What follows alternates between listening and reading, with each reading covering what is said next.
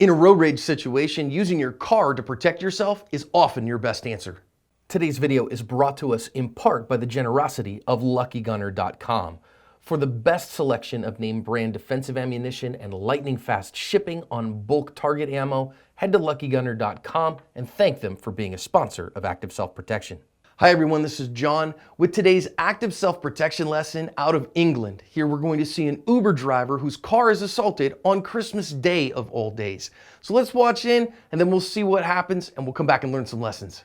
This is an Uber driver dash cam. It's Christmas Day and you can just see down here on the right hand side, this guy has pulled up next to him. They're drunk apparently and has started cursing at him and spitting at him. And our driver, from what I got from his friend who sent this to me, spit back at him and yelled back at him a little bit and kind of stood up to him a little bit as they were jaw jacking. Well, what these guys are deciding to do then is pull up here and hit the brakes and decide to get out.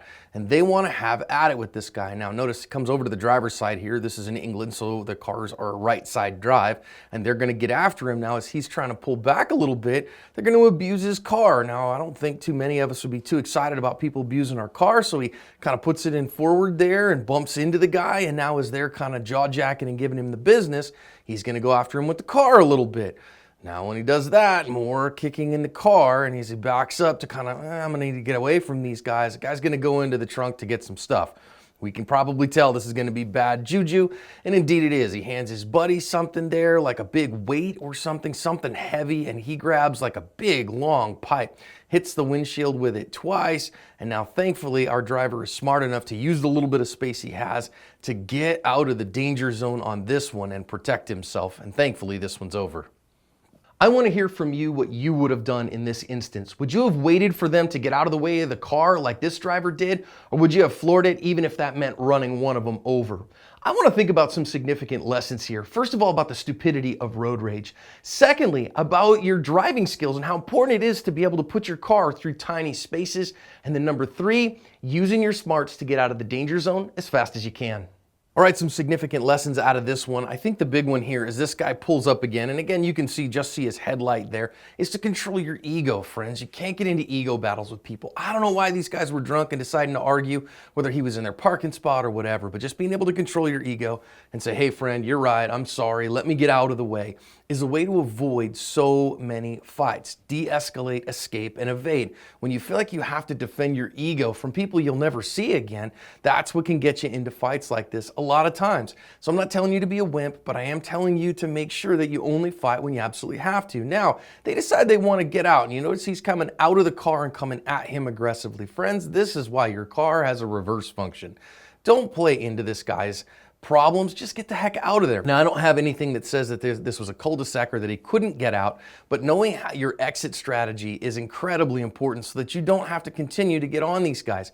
Now, you see him, he's coming up here, he's gonna come up to the driver's side window, and now he's got a buddy, and you see that buddy come out and he's clapping his hands, and that's clearly an indicator that it's on to him. He wants a fight, he's excited for a fight, and he wants to get after it. So you're not gonna get out of this one with just, you know, hey, I'm gonna have a harsh word or whatever. He wants to go. So unless you want to have a fight, you have to exfil right now. You got to learn to get the heck out of there. This was his opportunity right here to get out with the forward. Instead of, you see the guy grabbing a hold of his windshield wipers there and then kicking his car and all those kind of things. Now, I don't blame him for kind of, you know, trying to bump the guy and get away from him because the guy is a threat to him in that moment. But this right here is he's going after the guy as he's gone forward. Friends, that's aggression in that moment as well. Now, I get it that the guy might have earned it, but hitting somebody with your car at any kind of speed is aggravated assault. That's assault with a deadly weapon because it could do grievous bodily injury to him pretty quick.